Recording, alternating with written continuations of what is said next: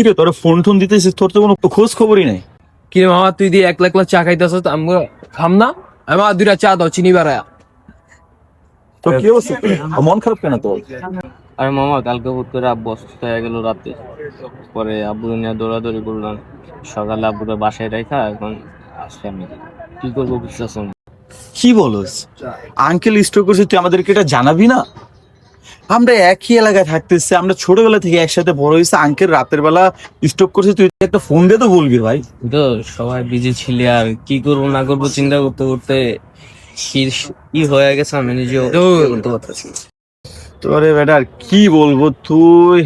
আর এমনিতে ব্যবসার অবস্থা খারাপ, ব্যবসা তো তোর আর ওইটাতে ওইটা তো শুনলামই যে তোর ব্যবসা অবস্থা খারাপ। তোরা দুইজন ব্যবসা শুরু করলি, কত সুন্দর একটা বিজনেস শুরু করলি, কি হইলো? দুইজনেই একবারে শেষমেশ কইরা তুই দেশে বসে আসছ, ওদিক দার মানে চায়না চলে গেছে। এই যে এখন যে আঙ্কেলের যে এই যে অবস্থাটা যে হইছে, তোরা এত করে বললাম যে তুই আমার কোম্পানিতে জয়েন কর, তোর আমি সিভিটা ড্রপ করতে বললাম, তুই সিভিটাও দিলি না। তোর আমি বললাম তুই সিভিটা দে, যেখানে যা লাগে সেটা আমি দেখতেছি, কিন্তু তুই আমার কথার কোনো গুরুত্বই দিলি না। এখন এই যে সংসারটা দেখবে কে? আঙ্কেল এই যে আজকে 6 মাস যাবত এই যে বিছানায় পড়া, কালকে রাতে একটা সিরিয়াস অবস্থা হয়ে যেতে নিয়েছিল, তুই আমাদেরকে বলসই নাই। আরে তুই জানোস না, আরমানের সাথে ওর ব্যবসা তো ভালোই চলতেছিল। আরমানের কি হইলো, ও হঠাৎ করে বিদেশ গেল গা, পোলারে একলা দিয়া। এখন পোলায় তো একলা সামিল দিতে পারে না, ব্যবসায় লস খেয়ে গেছে গা। কি বলস? আর মানে তোর সাথে এরকম করছে? তুই তো কখনো তো বলসও নাই। কি বলবো বল, যা ছিল সব দিয়ে ওর সাথে বিজনেসে নামছিলাম একসাথে দুজন। পরে একটা লস ছিল প্রথমবার, দ্বিতীয়বার আবার মোটামুটি উঠছিলাম, তো এরপরে আবারও হুট করে চলে গেল। একসাথে এগুলো আড্ডা দিতেছি, একসাথে আমরা সবসময় থাকি, তুই তো কখনো বলছ না যে আরমান তোর সাথে এরকম করে চলে গেছে। ফ্রেন্ড সার্কেলের ভিতরে কত করে বলছি যে বিজনেস করিস না, বিজনেস করিস না। এই যে এখন একটা সম্পর্ক নষ্ট করে, তুই তো এখন নিঃস্ব। ও তো ঠিকই ওই যে চায়নাতে বসে বসে চিলমুড়ে আছে।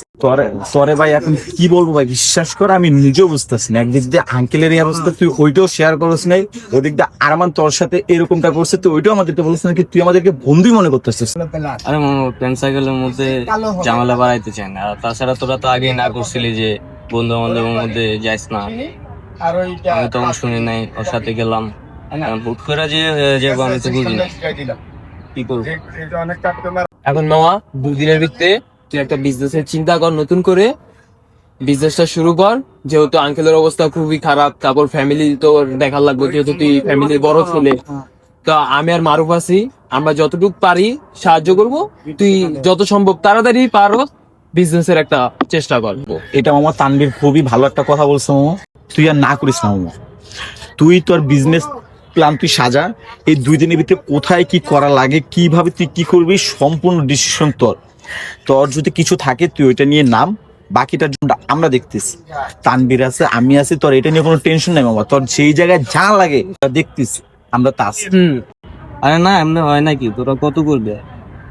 এটা নিয়ে তোর আর কোনো টেনশন করা লাগবে না মামা। তুই 2 দিনের ভিতরে জানা যে তুই কি বিজনেস করবি, বাকিটা এটা আমরা দেখতেছি। আমরা তোর পাশে আছি, আল্লাহ তাআলা আমাদেরকে তো ভালো একটা পজিশনে নিছে। দেখ মামা, দিন শেষে বন্ধুরাই সব। কিছু বন্ধু এরকম থাকে, তাই বলে যে সব বন্ধু এক এটা কিন্তু না।